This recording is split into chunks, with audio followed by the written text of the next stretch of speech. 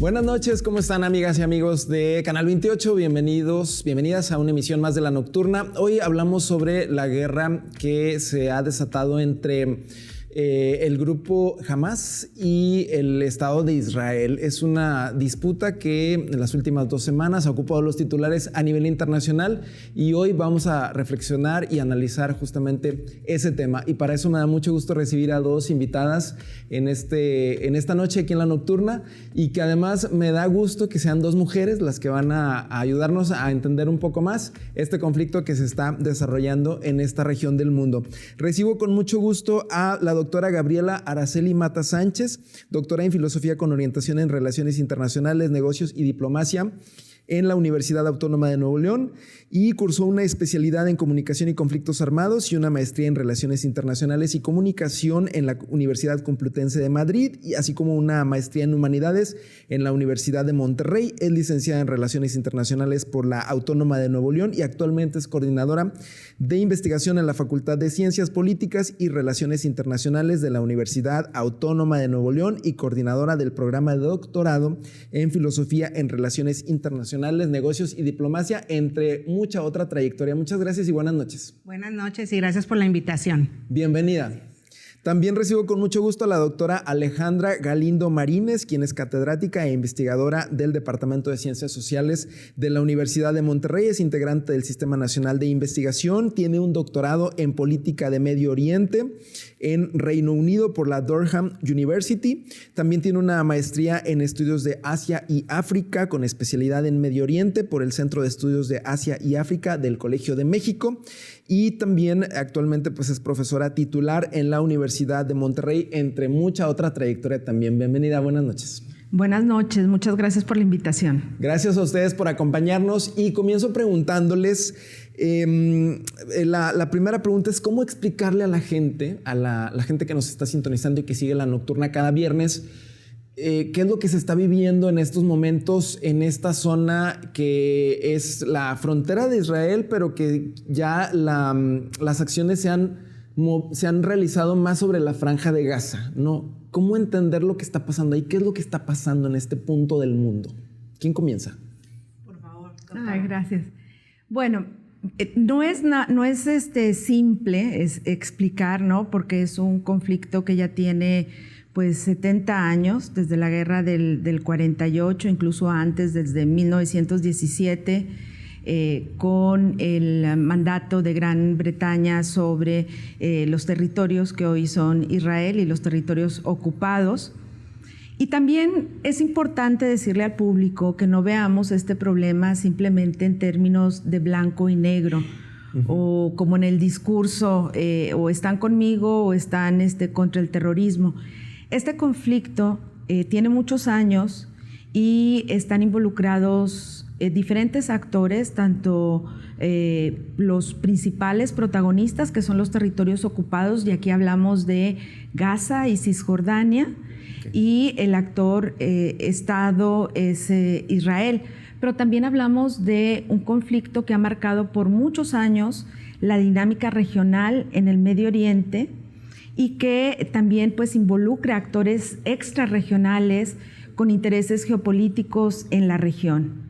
Lo que vemos es pues un síntoma, el que un grupo armado el sábado haya desatado acciones violentas, que todo mundo pues se ha quedado impresionado, ¿no?, por el grado de violencia, y que pues Israel dio una respuesta de un bloqueo por tierra, por aire, el no administrarles agua, gas, insumos. Exactamente. Pero también hay que recalcar que Hamas no tiene el apoyo completo de Palestina, que Hamas tiene una situación donde ha vivido enfrentamientos iniciados por Hamas, y la población civil es la que ha sufrido mayoritariamente estos estragos. Y por mencionar algunas cifras como para dimensionar, y aquí estamos hablando también que no se note lo frío de cifras, porque estamos hablando de vidas humanas que están trastornadas. Gaza es un territorio de 365 kilómetros cuadrados, es uno de los territorios con mayor densidad poblacional. son refugiados que están desde la guerra del 48, que fueron desplazados por tal motivo. Pues ya llevamos 4 generaciones de personas viviendo en estas condiciones. En el 2005 se retira Israel después de haber ocupado Gaza y la somete con el éxito de Hamás en las elecciones, la somete a un bloqueo donde este bloqueo pues no permite el paso de mercancías, es muy vigilado, las mercancías, el movimiento de gente es muy limitado, por eso es que se le conoce a Gaza como la prisión más grande del mundo abierta. También es importante, y así también quiero recalcar, pues el sufrimiento de la gente la mayor parte de la gente en Gaza depende de ayuda humanitaria. Y estamos hablando que se necesitan 100 camiones diarios de ayuda humanitaria. Lo que estamos viendo ahorita ante el destrozo de infraestructura, la pérdida de vidas humanas, la mayoría de ellas mujeres, niños, pues estamos viendo que se les están dando cuentagota esta ayuda. De 100 tenemos 20 camiones que van, hospitales ahorita que ya no pueden funcionar porque no pueden generar. Y entonces, pues también tenemos a un Israel con un gobierno de extrema derecha que reacciona con violencia. Y con esto no quiero decir que no reconozco y que no está presente el sufrimiento también de la población de Israel, sobre todo de la parte de los kibutzim que están cerca de la frontera de Gaza, que hay alrededor de 199 a 250 rehenes. Pero la pregunta es, ¿la violencia se responde con violencia? Tenemos que diferenciar en términos morales que la vida de los israelíes vale más que la vida de los palestinos. Esta sería la 5ª operación. En la 3ª operación del 2014 fallecieron cerca de 2,000 personas en Gaza. Ahorita llevamos cerca de 5,000 personas fallecidas y la destrucción pues de todo un pueblo. Sí. Irreversible. Doctora. Sí, claro, muchas gracias. Pues elaborando un poquito sobre lo que la doctora acaba de comentar, yo creo que es muy relevante que el público difiera o vea cuáles son los actores que están ahí. A veces cuando nosotros platicamos en la forma general con las personas sobre lo que sucede en esta región, tendemos a generalizar, ¿no? Pues los palestinos y los israelíes, ¿no? Y aquí es muy importante entender que el grupo que inicialmente realizó el ataque no es toda Palestina, jamás no representa a todos los palestinos.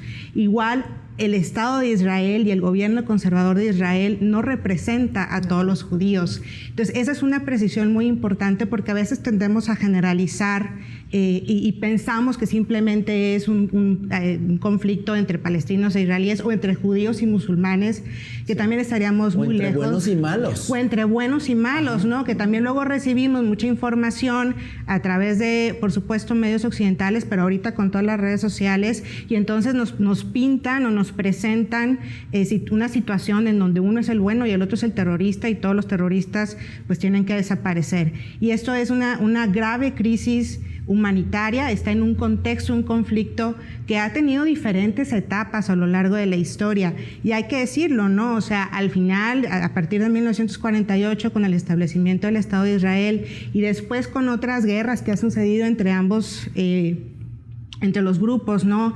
La guerra de los 6 días y luego la guerra de Yom Kippur, en donde hasta la ONU lo ha dicho. O sea, hay situaciones en donde el Estado de Israel ha ocupado más territorio del que inicialmente se había contemplado, ¿no? En esa partición del territorio en 1948, y que esto ha generado mucha más tensión, y esto lo dice la ONU y lo reconocen distintos grupos humanitarios y distintas organizaciones internacionales. Hay territorios ocupados de forma ilegal por parte de Israel en Palestina, y esto no ha hecho más que incrementar la tensión. Yo agregaría también que esto es un conflicto bastante asimétrico, en el sentido de que Israel es un Estado muy poderoso militarmente, es un Estado que además recibe el apoyo de una de las potencias, bueno, la potencia militar más importante que es Estados Unidos. Es un apoyo expreso, no es algo que nos estemos inventando. Y enfrente tenemos a Hamas, que es un grupo que si bien tiene apoyo por parte de otros actores por ahí, ¿no? Irán siendo uno de ellos, no tiene el alcance militar que el Estado de Israel tiene. Y esto es importante decirlo, y esto agrava mucho la situación de los palestinos, de los más de 2 millones de palestinos en ese pedacito que es la Franja de Gaza, que están viviendo ahorita una situación desesperada. Yo agregaría nada más a animar también pues, al público a que observe ¿quiénes son esos otros actores que están alrededor en la región, ¿no? Por ejemplo, la parte de Egipto y la frontera en el puente creo que es Rafah el nombre, en donde está la crisis ahorita porque están los palestinos esperando ayuda humanitaria, está del otro lado de la frontera Egipto, y hay una situación, por ahí me parece que ya abrieron el paso, pero es una situación desesperada, ¿no? Sí. Esto ha provocado, ahorita con los comentarios que escuchaba de ambas, ha provocado, por ejemplo, acá en nuestro país, que haya expresiones de la gente, expresiones cotidianas, ¿verdad? De gente que apoya a Palestina o a Israel. Incluso, bueno, ha habido manifestaciones aquí en México, por ejemplo, de la comunidad judía, que están, pues, obviamente apoyando a Israel. Y como estas expresiones son comunes, de decir, no, es que Israel se vaya con todo contra Palestina, ¿no? O al revés, hay gente que también ha mostrado su apoyo a Palestina. Pero lo que ustedes comentan ahorita nos da mucho que pensar y de analizar a fondo, de que no se trata solamente de quién es el bueno y quién es el malo, ¿verdad? Así es. Sí, y sobre todo, pues recalcar, ¿no? Que estamos hablando de vidas humanas, tanto del lado de israelí como del lado pues de Gaza, de los territorios ocupados, porque si bien la atención está enfocada en lo que está sucediendo en el territorio de Gaza, el que están a punto de incursionar en terreno, el temor a cuáles van a ser los efectos, la carnicería, se compara con otros eventos internacionales, la entrada de Estados Unidos en Irak, la guerra urbana en Mosul, o la entrada de las tropas americanas en Somalia en 1993. Entonces, pues seguimos con lo mismo, o sea, la población civil es la que todavía sigue sufriendo después de 16 años de bloqueo. Y el problema, como lo expresaba muy bien la doctora Gabriela, pues nos está hablando que este problema nunca se ha resuelto. Y que simplemente se están poniendo parches, nunca se llegó, a pesar de los famosos acuerdos de Oslo, donde se fijó como una ruta para la democratización, para la independencia. Pues si uno se fija en el mapa de lo que implican los territorios de Cisjordania, de Gaza, están separados. Dentro del territorio de Gaza de Cisjordania, y dentro de Jerusalén, de la parte este, pues tenemos la presencia de alrededor de 750,000 colonos israelíes, de tal manera que no hay continuidad, no hay homogeneidad en cuanto al establecimiento y comunicación entre las mismas comunidades palestinas, y aparte se encuentra separado el territorio de Gaza. Entonces, quizás, ¿verdad?, la opción, y quizás esto sea una oportunidad para que se resuelva, ¿verdad? Uno quisiera ser optimista y vamos a ponerle un punto final, vamos a regresar los territorios a la línea establecida antes del 67, y también así insistir, ¿verdad? Y esto es muy importante precisamente por este discurso maniqueo, o son buenos o son malos. Pero pues estamos viendo escenas en estos días en Israel, un grupo de comunidad judía en el Congreso manifestándose, no en el nombre de nosotros, la destrucción hacia Gaza. No podemos verlos en blanco y negro. Sectores de la población de Israel también apoyan a la población palestina. Hay agrupaciones de asociaciones de derechos humanos a favor de los palestinos. Y volviendo un poco al punto, no nada más en Gaza está sucediendo esta monstruosidad, pero también en los territorios de Cisjordania están los ataques de estos grupos extremistas religiosos con esta idea religiosa de que es su obligación establecer, luchar contra los palestinos. Ha habido enfrentamientos, ha habido incursiones en territorios. Entonces, pues voltear a ver, ¿verdad?, estas realidades y esta dinámica de ocupación, de limitación de los derechos humanos de la gente.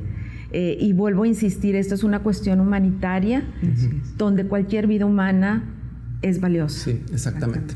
Bien, vamos a marcar una pausa y ahorita regresamos para seguir hablando de esto porque apenas vamos comenzando la conversación y ahorita regresamos. Seguimos aquí en La Nocturna, volvemos.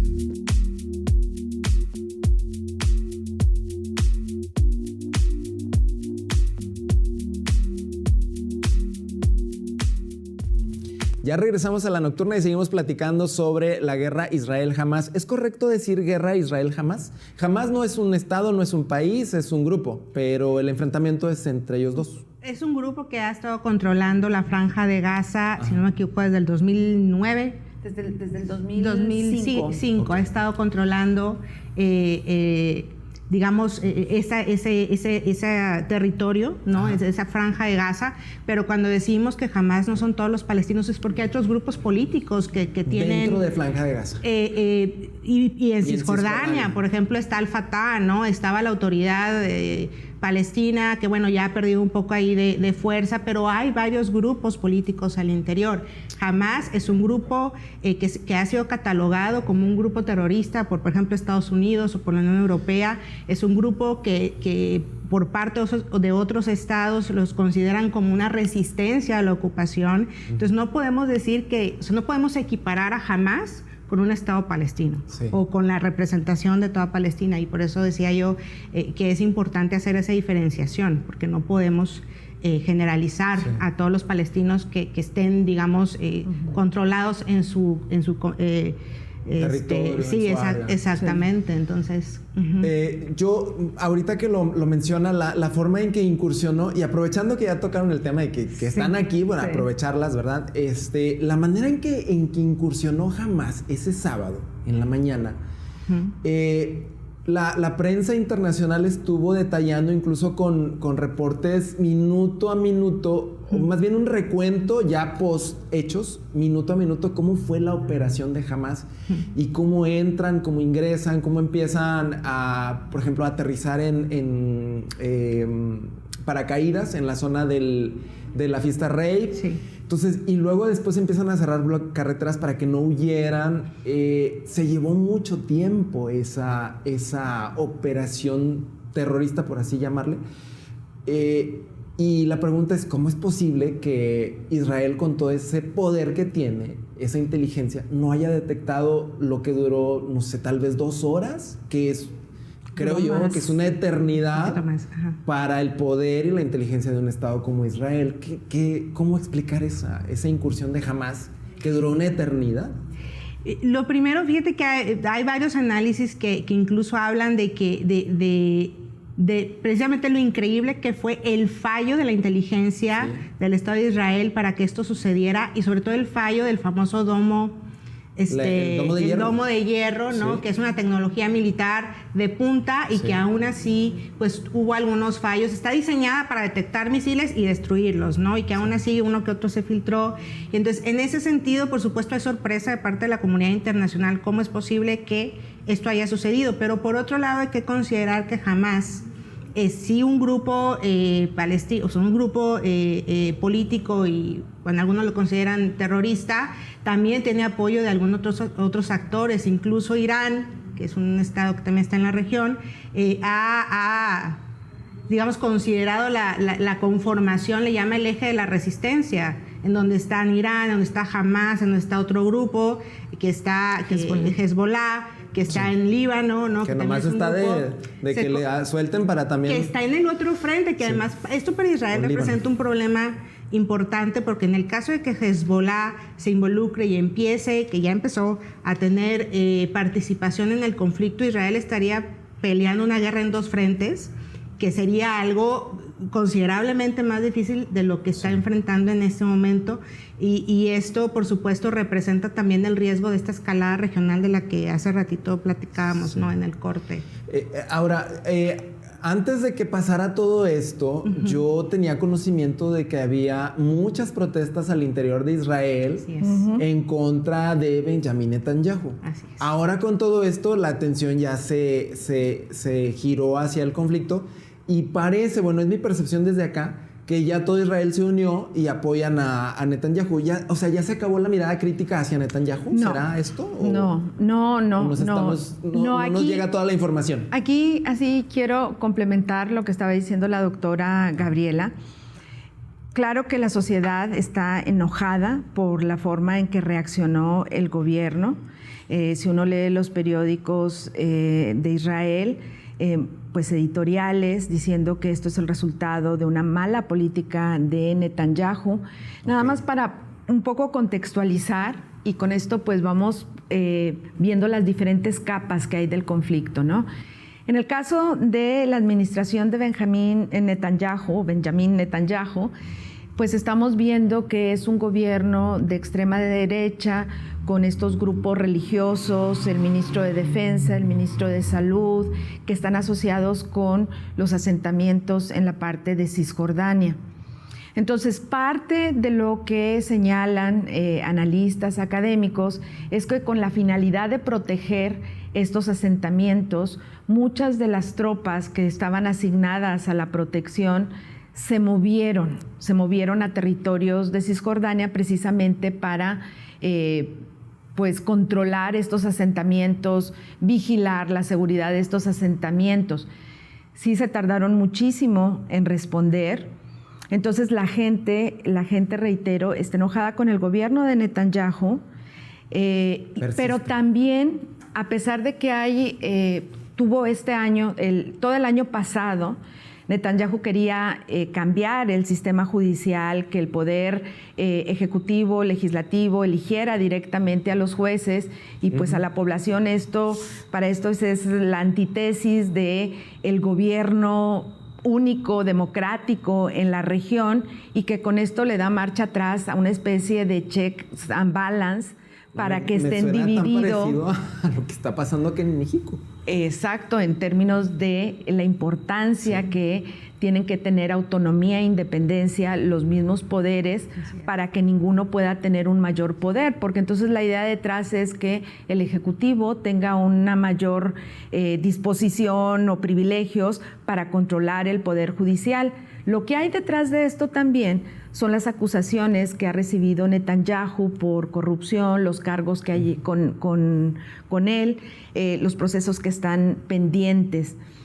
Entonces la gente salió en las ciudades principales durante todo un año para que no se pudiera llevar a cabo, porque pues terminaba con este sistema democrático. Pero también dentro de estas protestas, algunos de los grupos en Israel manifestaban que también esto podría en riesgo la relación y el estatus de la situación de los territorios ocupados con una política pro asentamientos, ¿no? Y estos grupos como que de repente eran silenciados, no escuchabas, veías la cantidad de gente saliendo a los lugares públicos. Hoy en día lo que tienes también es una división dentro de la población. Inmediatamente los ministros que quisieron visitar a las personas afectadas que se encontraban en los hospitales recibieron el rechazo de la población.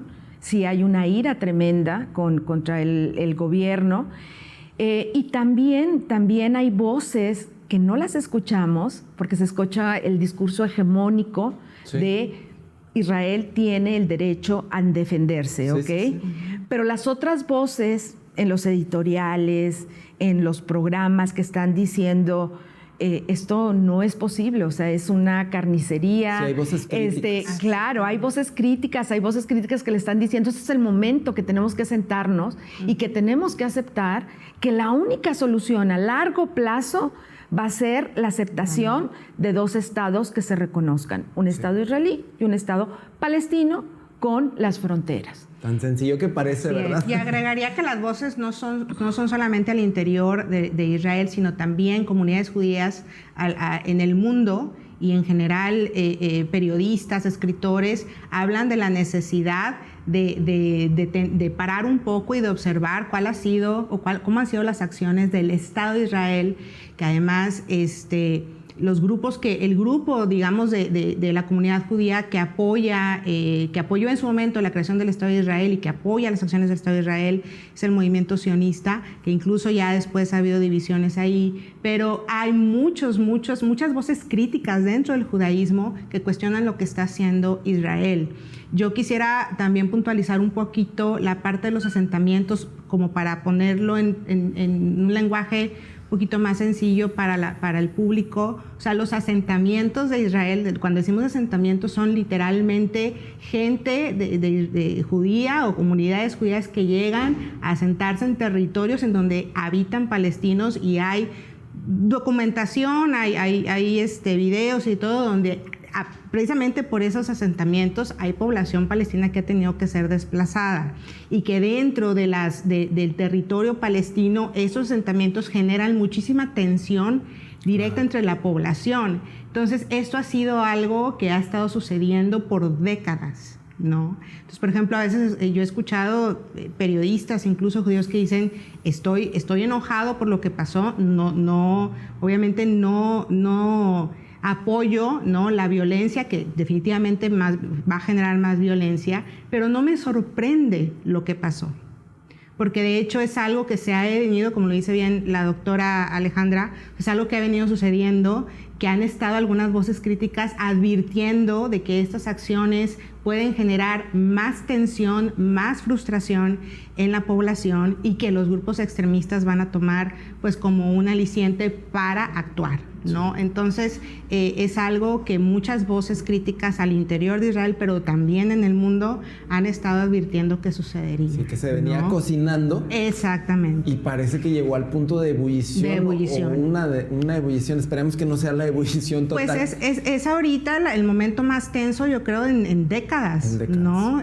Justamente veía algunas cifras de muertes en ambos lados. Y bueno, ahora sí que depende qué consultes, ¿no? Pero para hacerlo de forma muy general, de los 80s a la fecha, del lado, o al menos en los territorios palestinos, se pueden estimar más de 10,000, 11,000 muertes, mientras que del lado de Israel se pueden estimar alrededor de 1,700, entre 1,700 y 1,800, o sea, que es algo verdaderamente, es una crisis humanitaria, especialmente para las poblaciones que ahorita están recibiendo los ataques militares más desastrosos, que es la población de Palestina. Sí, la desigualdad también presente en la guerra. Y bueno, ahora yo les quisiera preguntar, acá en nuestro país, ¿qué debemos de tener en cuenta aquí en México? Y les agrego el factor Estados Unidos, que ya pues se habló aquí de ese tema, que es el principal aliado de Israel.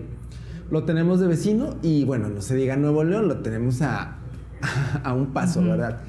¿Qué tenemos que tener en cuenta acá nosotros? Bueno, si me permiten, yo creo que un primer factor que hay que tomar en cuenta es que en el Medio Oriente Israel es el principal socio comercial de México. No ha habido ahorita alguna afectación directa, ¿no? Pero Israel es el principal socio comercial en la región de México.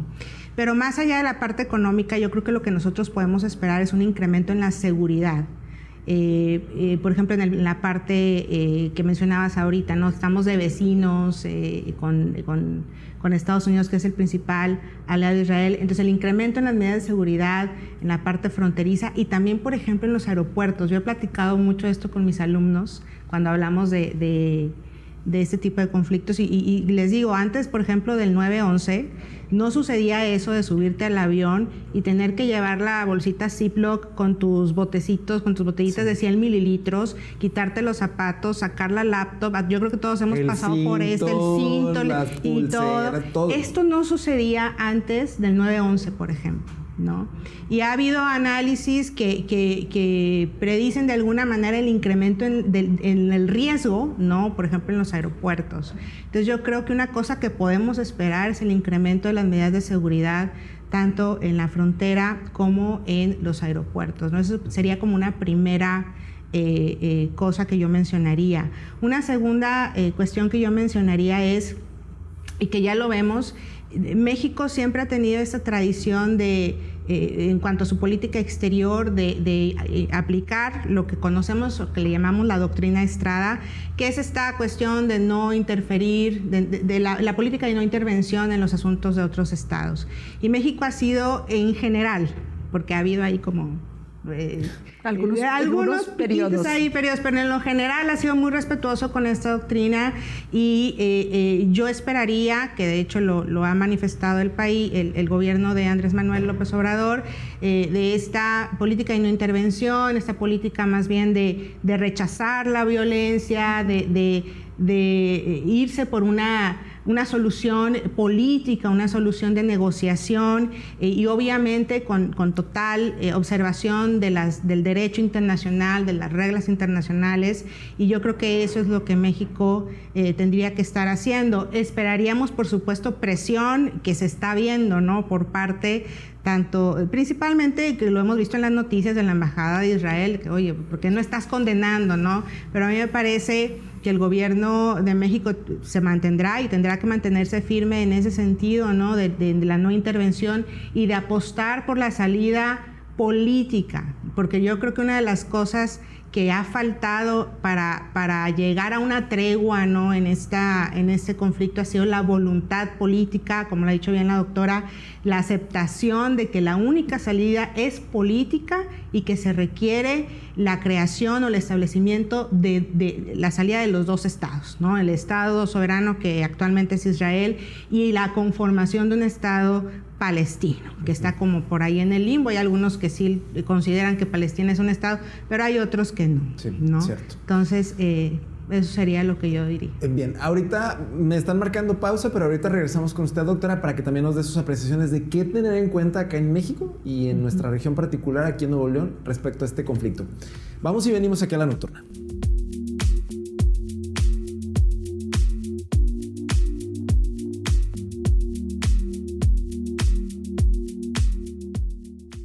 Estamos de regreso en La Nocturna y seguimos platicando sobre el conflicto Israel-Hamás, sus implicaciones. Nos quedamos pendientes, doctora. ¿Qué tener en cuenta acá en México y en Nuevo León respecto a este conflicto?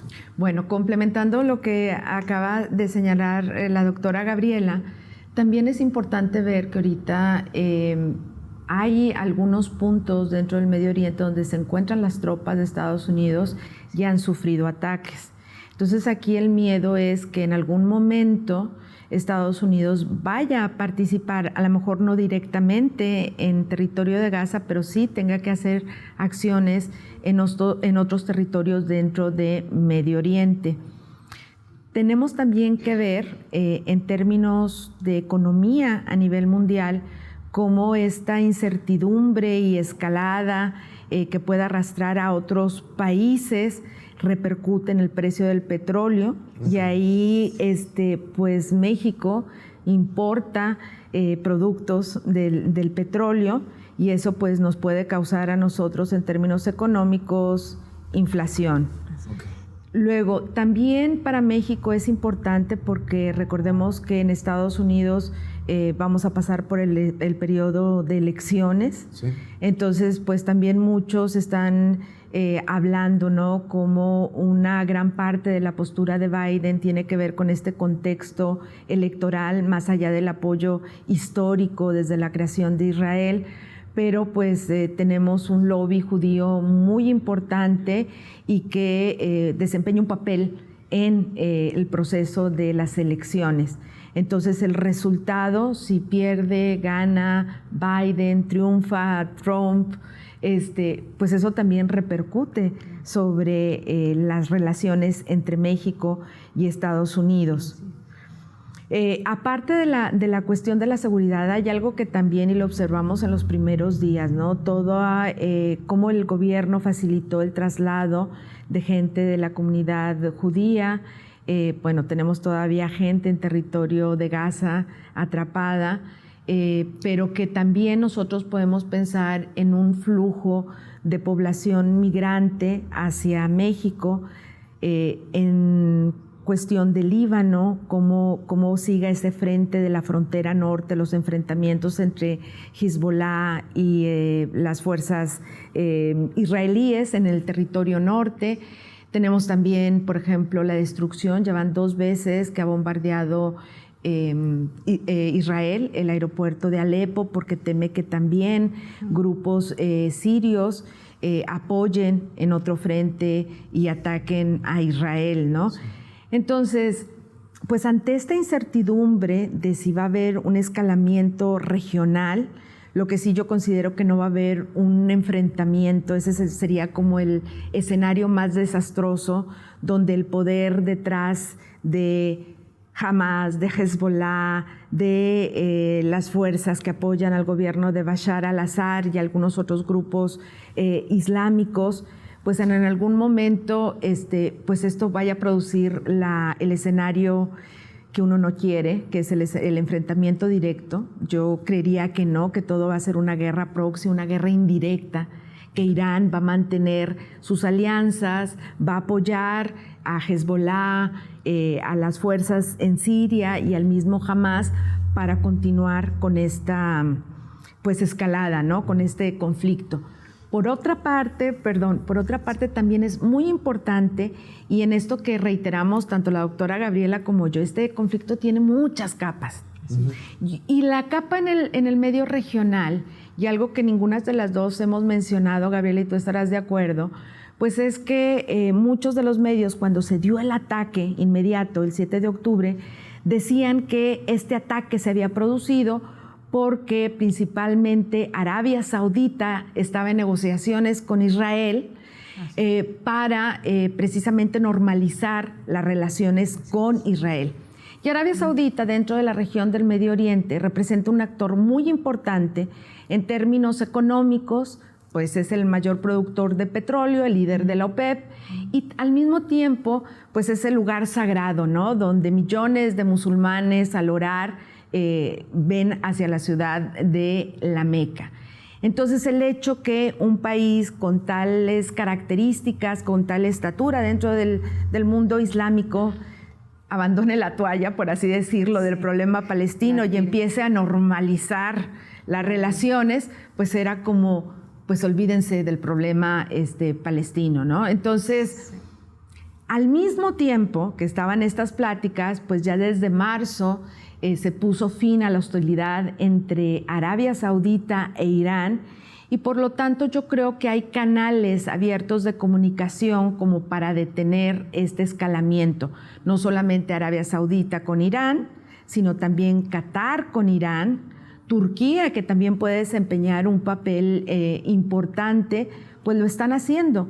Junto con eso también no debe de sorprendernos la postura que han adoptado los países árabes, que como decía la doctora Gabriela, Egipto, pues que no quiere aceptar que los palestinos sean desplazados a territorio egipcio. Sí. Por una parte, porque la región del Sinaí es una zona difícil, donde hay también otros grupos terroristas, porque Egipto no quiere ser arrastrado nuevamente al conflicto de Israel, y también porque está el temor que una vez que se desplaza esta población, se queden ahí para siempre, e Israel avance en términos territoriales. Entonces, resumiendo, yo creo que nosotros debemos de estar pendientes de qué es lo que va a pasar en términos de la escalada, el precio del petróleo en términos económicos, cómo nos afecta, y el número de gente migrante que puede regresar a México.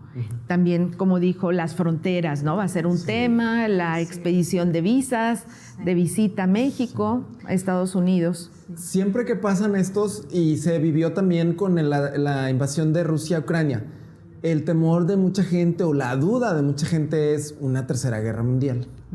¿Este conflicto tendría posibilidades de escalar algo así? ¿O ya me fui muy arriba? Esperemos que no, Yo creo que, como lo decía la doctora Alejandra, hay canales ahorita que pueden funcionar para contener la escalada del conflicto. Esta cuestión que ella mencionaba, muy importante, de lo que estaba haciendo Arabia Saudita en las negociaciones con Israel, es en el contexto de lo que se denominaron los acuerdos de Abraham desde el 2020, como para contextualizar un poquito al público.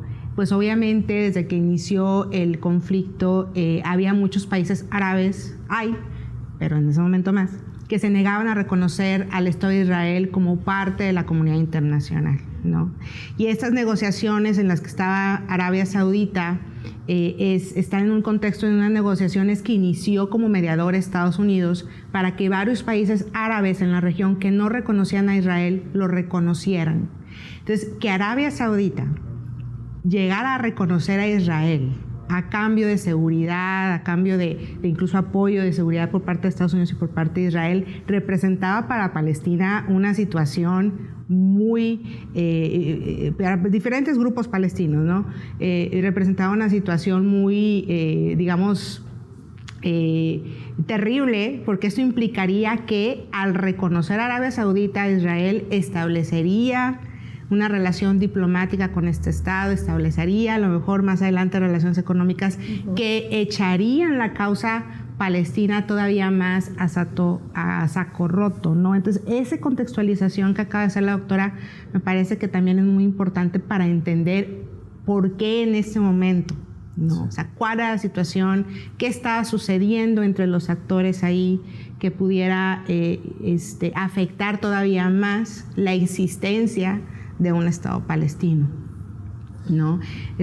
Pero bueno, regresando al punto de la Tercera Guerra Mundial, yo ojalá que no sea el caso, ¿no? Yo creo que sí hay canales ahorita que pueden detener esa escalada, y ojalá que la salida sea política y que haya voluntad política. No hay de otra, sí, desde mi perspectiva.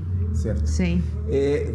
Nos tenemos que ir a una pausa. Es muy breve, pero ya regresamos con la parte final de este espacio. Ahorita regresamos, seguimos platicando. Hay muchas dudas, muchas preguntas sobre la guerra Israel-Hamás. Ya regresamos.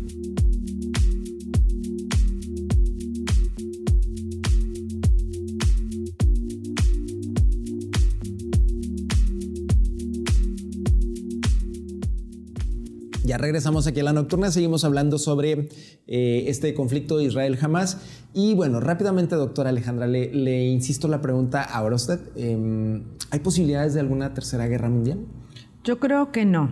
Por lo mismo que estábamos platicando, hay canales tanto regionales como de la comunidad internacional, y esperemos que sí. Lo que sí un poco sí me asusta, y viendo lo que se está haciendo en Israel, se está por establecer un campamento, como una ciudad campamento, porque ellos esperan que la guerra va a ser larga.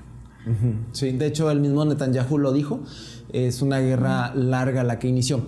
Ahora, la parte religiosa, pero no la parte de la religión involucrada en el conflicto, sino de acá de nuestro lado, para ofrecerle a la gente que vive aquí en México y en Nuevo León información precisa. Me gustaría conocer sus aportaciones al respecto. Hoy en este momento no dudo, me atrevo a decirlo, que pudiera haber personajes o incluso líderes religiosos de diversas denominaciones, ¿verdad? E incluso estos grupos evangélicos que pudieran estar hablando sobre este conflicto y utilizándolo incluso en sus discursos religiosos, incluso hablando de que, no sé, esto es parte de una profecía, o que la Biblia lo dice, que está escrito, que Israel no ha podido encontrar o no tiene su territorio y que ha sido un pueblo errante y que la Biblia lo dice, como todo este discurso que a veces también a la gente que no está informada le puede generar algún temor.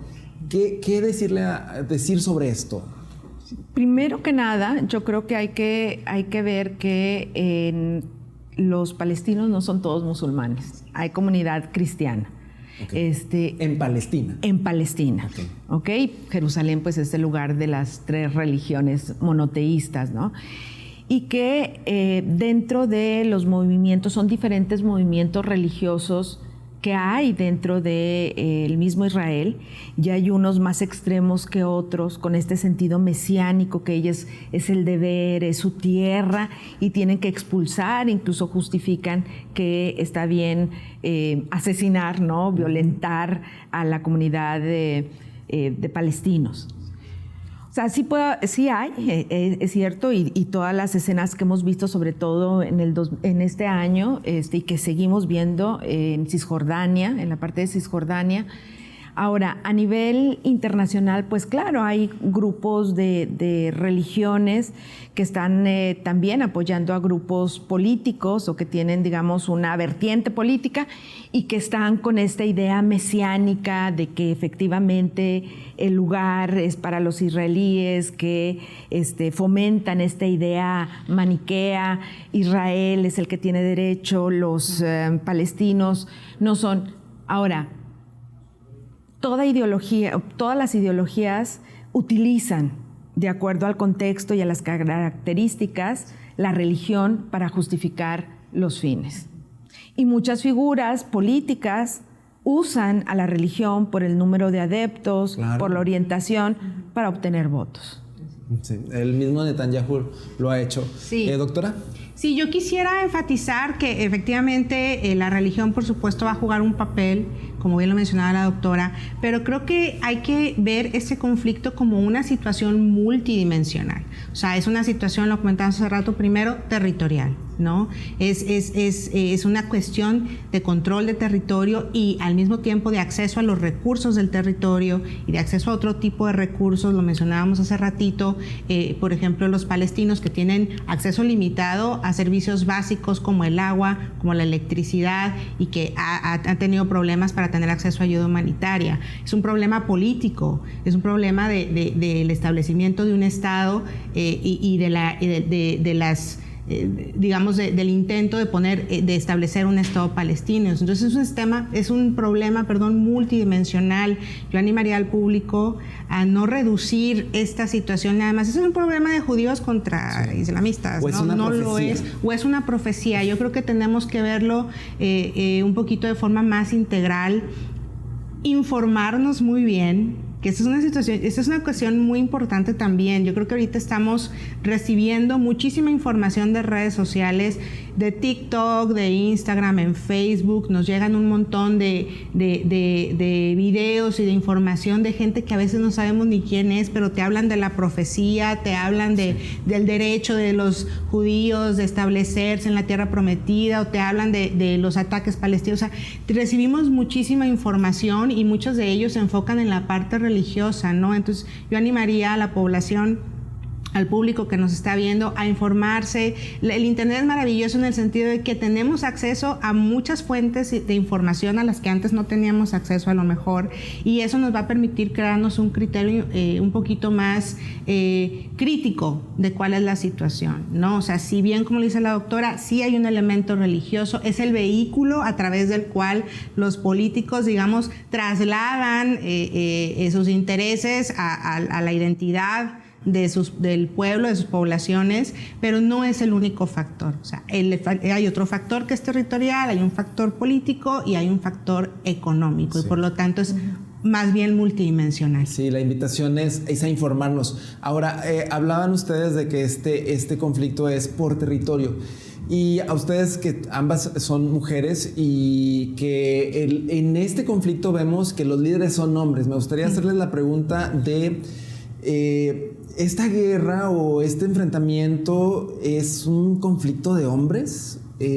¿Cómo entender esa parte? Porque, bueno, hasta ayer o antier me parece que supimos que había una lideresa en Hamas que desafortunadamente perdió la vida en uno de los bombardeos de Israel, pero la mayoría de los liderazgos que están hoy por hoy moviendo esta guerra y que están decidiendo qué sucede, hacia dónde va, a quién atacar y cómo responder, son hombres. Pero históricamente las guerras han sido dirigidas por hombres. Me gustaría conocer su percepción de esto. Claro, si me permite, yo creo que Desde la perspectiva, por ejemplo, de las relaciones internacionales, efectivamente hay un elemento de masculinidad, ¿no? Ahí en los conflictos armados, en las guerras, en el liderazgo mundial, la perspectiva como del poder de la perspectiva del poder con respecto a la perspectiva masculina. Yo te diría que, por supuesto, hay un factor cultural, pero también enfocarnos en la parte de que las mujeres efectivamente en este conflicto son un grupo vulnerable. Las mujeres tradicionalmente, o mejor dicho, históricamente, han sido de alguna manera un grupo vulnerable cada vez que hay una guerra. ¿Por qué? Porque son secuestradas, porque son violadas, porque no participan en su mayoría de los casos directamente en el conflicto, pero son las que sufren, o son un grupo que sufren directamente las atrocidades que luego se cometen en contra de la población. De hecho, han salido distintas noticias, ¿no?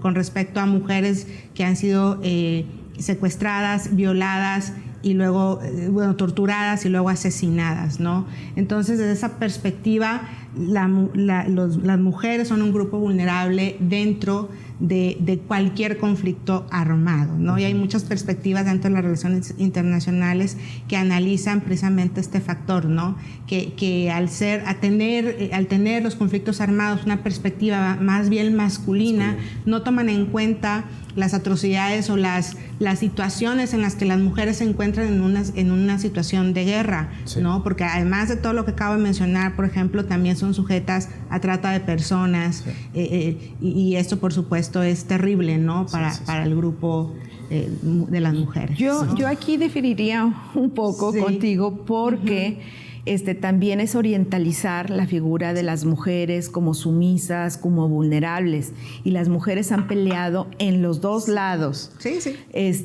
También ahí es importante pues recordar cómo hubo casos a mediados de la década del nuevo milenio, en la primera década, de mujeres que se autoinmolaban en ataques suicidas. También la mujer está al lado, no es nada más la mujer necesita protección. Sí, la guerra es un elemento masculino, pero la mujer también tiene otras participaciones, que no se le reconozca, y ahí es función de los medios de comunicación no seguir con esta visión de masculinizando y abrirse a los diferentes tipos de participación que hay, y sobre todo en este caso de las mujeres. Las mujeres palestinas han sido siempre activas. Desde la ocupación, tienen movimientos, tienen organizaciones. Sin embargo, la voz que se escucha es la de los hombres. Pero eso no quiere decir que las mujeres que no estén participando, que estén nada más sumisas. Están participando también. Ya. Sí. Y aunque, pues persiste el liderazgo de hombres, ¿verdad? Tanto el presidente de Palestina, de la organización palestina, y del presidente de Israel, Benjamín Netanyahu, que son quienes toman las decisiones. Así es. Bien, lamentablemente nos hemos quedado sin tiempo, pero seguramente, como ya se dijo aquí, y lamentablemente pues la guerra va a continuar. Entonces les hago la invitación para que nos acompañen en un siguiente programa para seguir analizando este tema que seguramente va a ir evolucionando, entonces va a seguir dándonos de qué platicar y analizar, y sobre todo ofrecerle a la gente información precisa. Les agradezco mucho. Les pido por favor su contacto para que las personas que nos están viendo, si tienen alguna pregunta o algún comentario, se los hagan llegar, ya sean sus redes sociales o algún medio de contacto que nos quieran compartir. Doctora Alejandra. Mi correo electrónico, con mucho gusto, alejandra.galindo@udem.edu. Perfecto. Claro que sí, mi correo es gmatas, gmatas@unl.edu.mx. Muchas gracias. No, gracias a ustedes, les agradezco mucho su tiempo y su participación en este programa, que lamentablemente el tiempo en televisión se va volando, y más cuando el tema es interesante como en esta ocasión. Muchas gracias. Muchas gracias. Gracias. Hasta luego. Y gracias a ustedes, nos vemos la próxima semana con más temas de actualidad aquí en La Nocturna. Pásenla muy bien.